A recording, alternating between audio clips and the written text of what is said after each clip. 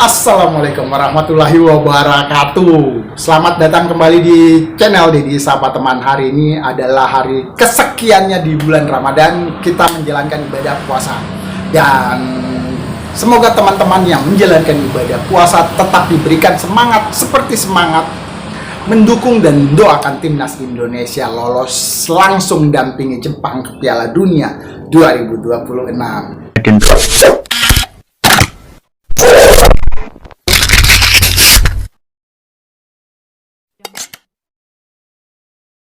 Kebutuhan di bulan suci Ramadan ini kadang-kadang lebih besar dari kebutuhan di bulan-bulan lainnya. Kebutuhan cuan maksudnya. Jadi saya sangat menyarankan bagi teman-teman sekalian untuk bisa melakukan tindakan-tindakan yang sesuai dengan ajaran dan nilai-nilai agama. Jangan melanggar hukum. Ya seperti menjadi pedagang. Pedagang itu di zaman sekarang ini seperti para peniaga, istilahnya kalau zaman anak-anak muda ini afiliator, penjual produk digital. Jadi temukan sesuai dengan kenyamanan dan hati nurani Anda teman-teman sekalian. Kita mau ngomong apa ya? Hari ini di negeri pizza, di Roma, di KBRI Indonesia akan diambil sumpah 3 pemain Indonesia. Mereka adalah ini. Nah, itu kan ada 3 pemain yang pastinya menjadi amunisi yang sangat-sangat bisa bertahan dan mempertajam skuad Garuda Timnas Indonesia hadapi pekan ke-8 dan pekan ke-7 nanti. Kenapa kita berkacamata? Matanya sayu. Ini puasa hari ke-1/3 bulan Ramadan, jadi kita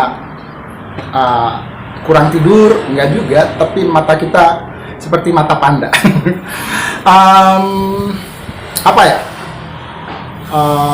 Coach Patrick Kluivert sudah tiba kemarin dan akan disusul oleh kedua asistennya di hari Rabu nanti. Masa basi terlalu banyak. Ya sudah, kita lihat saja ulasan dari teman-teman kita IFG. The most important thing is your support. We play for you. We try to make you proud. Dulu Piala Dunia itu hanyalah angan. Sebuah angan bagi supporter timnas Indonesia untuk melihat Jerman, Brazil, Portugal, ataupun Argentina untuk saling mengalahkan. Kini di bawah kepemimpinan seorang kapten baru, angan-angan itu berubah menjadi harapan.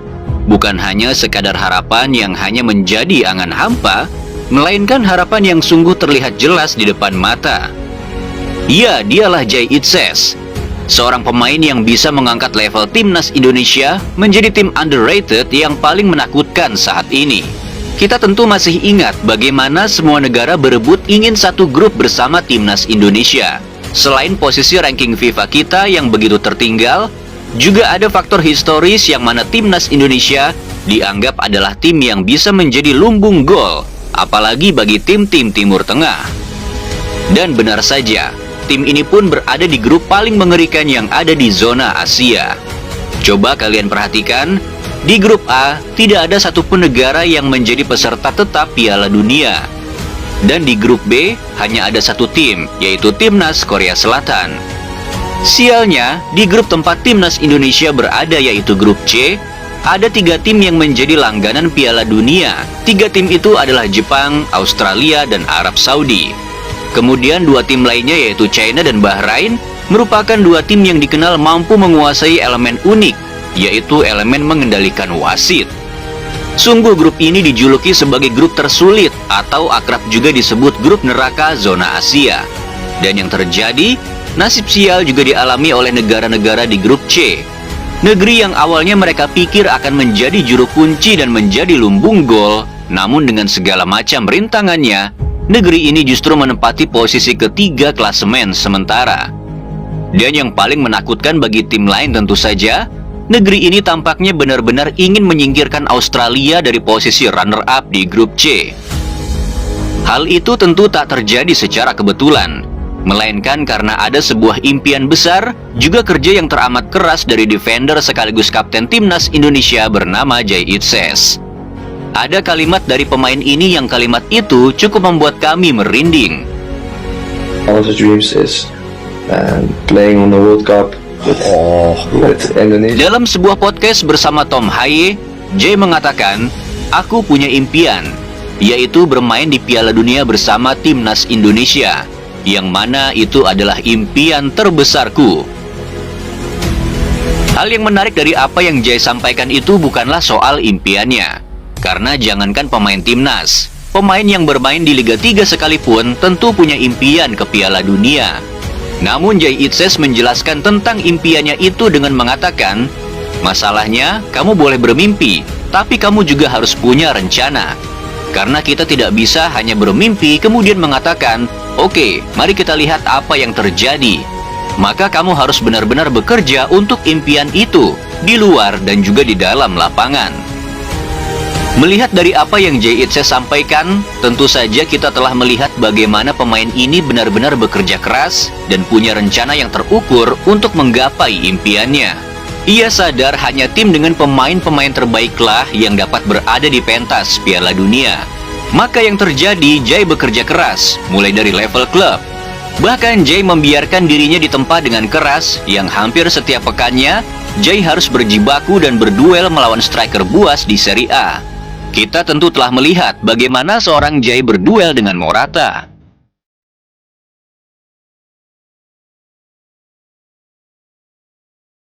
Jay juga membuat Vlahovic strikernya Juventus tak berdaya.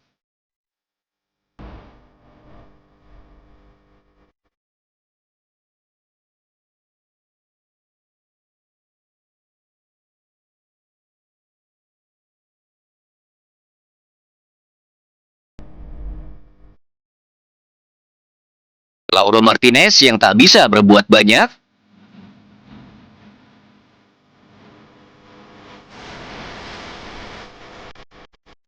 Sampai seorang Lukaku pun juga telah merasakan bagaimana sulitnya ketika dimarking oleh defender milik timnas Indonesia yang satu ini.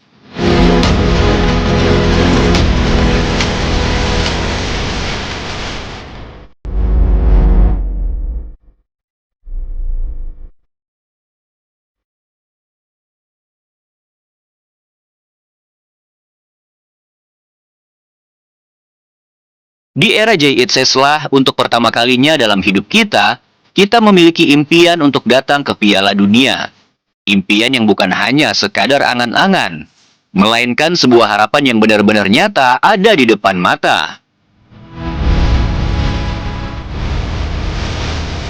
Saat Jay mengatakan "we believe", maka disitulah kata-kata itu menjadi keramat, dan sontak supporter timnas Indonesia pun menjadi percaya jika tim ini bisa melangkah ke pentas dunia. Di dalam lapangan pun sungguh Jay ini menampilkan inilah pemimpin timnas yang sungguh berwibawa. Coba perhatikan saat negara-negara lain di grup C menggunakan cara licik ketika unggul dengan berguling-guling di lapangan, namun bagi Jay, haram ia melakukan hal kotor semacam itu. Dulu kita selalu takut dengan yang namanya umpan crossing dengan bola-bola tinggi. Namun saat ada Jay Itzes, bola crossing itu sungguh jarang sekali membobol gawang timnas.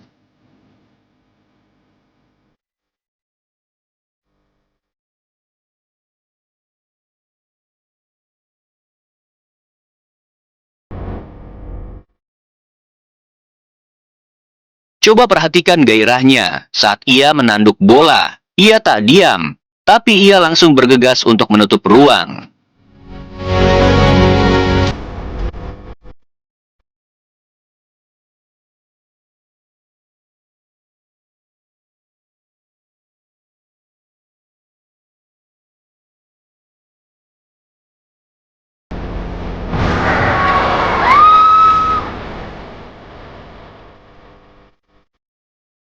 Saat gol Marcelino, ia tak berlari menuju ke Marcelino, melainkan menghampiri teman seperjuangannya di garis pertahanan yaitu Rido, Hübner, dan Martin Pas.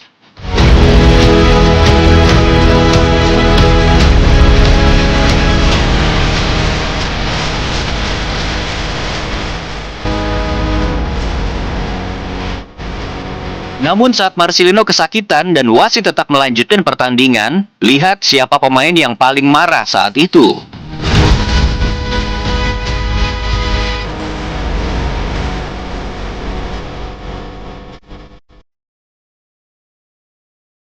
Ia juga bukan pemain yang merasa dirinya paling hebat.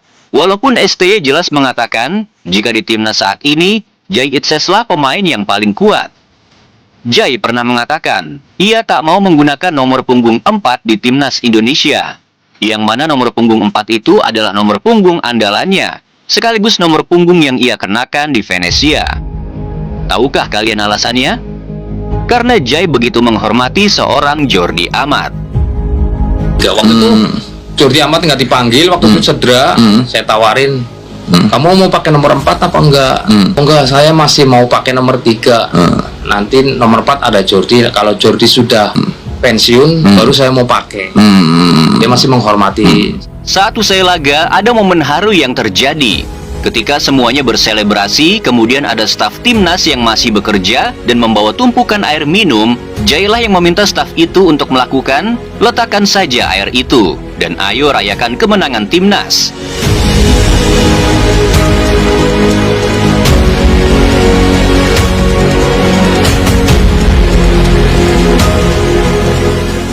Dan Jay bukan tipikal pemimpin yang menghancurkan mental rekan setimnya saat melakukan blunder.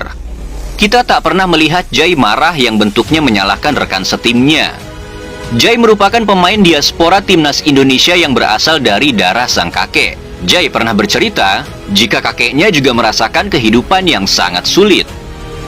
Di era penjajahan Jepang, kakeknya terpaksa hidup di panti asuhan. Kemudian Jay mengatakan, kakek saya benar-benar datang dari ketiadaan. Kemudian kakek saya berjuang memulai kehidupan yang layak bersama nenek saya, seorang pemain yang bukan dari keluarga berada. Namun rasanya, kita sungguh beruntung memiliki Jay Itzes dalam skuad timnas Indonesia. Dan sebagai penutup, ada sebuah fakta yang cukup membuat kita sedikit merinding tentang Jay Itzes. Pemain ini memang terlahir di tanah yang jauh, yaitu di Belanda sana. Namun Jay seperti terlahir hanya untuk Indonesia. Jay sungguh berbeda dari para pemain diaspora lainnya. Tom Haye, Sandy Walsh, Justin Hubner, Shane Patinama, Kelvin Verdonk, Jordi Amat, dan pemain-pemain diaspora lainnya. Mereka merupakan alumni dari Akademi Kelompok Umur Timnas Belanda dan Spanyol. Namun Jay Itzes berbeda. Jay sedikit pun tak tersentuh oleh Akademi Singa Oranye. Bahkan masuk kelompok umur Timnas Belanda pun tidak pernah sama sekali. Maka itu seperti menandakan jika pemain ini memang terlahir hanya untuk timnas Indonesia. Dapatkah seorang Jay Itzes menjadi history maker? Seorang kapten yang berhasil membawa jutaan harapan dari supporter, yaitu membuat lagu kebangsaan Indonesia Raya menggema dan bendera merah putih berkibar di pentas Piala Dunia. Kemarin PSSI sudah merilis 27 nama pemain yang akan memperkuat timnas Indonesia hadapi Australia, dan belum terdapat 3 nama pemain yang baru akan dinaturalisasi hari ini, dan kemungkinannya 27 ini masih bersifat sementara, belum fix. Jadi kemungkinannya ada 3 pemain yang akan dicoret, dan semua pemain-pemain yang sudah dipanggil dan kemudian akan dicoret tidak masalah. Entah Witan Sulaiman ataupun Asnawi Mangku Alam terus mendukung timnas Indonesia dan selalu mendoakan yang terbaik untuk timnas Indonesia. Demikian channel Dedi Sapa Teman hari ini. Terima kasih sudah menonton. Terus semangat, lanjutkan puasa kita. Ingat, di tanggal 20 Maret nanti ketika Indonesia akan bertandang ke Australia pada pukul 16.10 waktu Indonesia Barat, pertandingan akan dimulai. Dan juga pada tanggal 25 Maret pada pukul 20:45. Waduh, itu selesai sholat tarawih. Terima kasih sudah menyimak sekali lagi. Terus dukung channel-channel yang memberikan informasi yang bukan hoax. Channel Dedi Sapa Teman pamit. Assalamualaikum.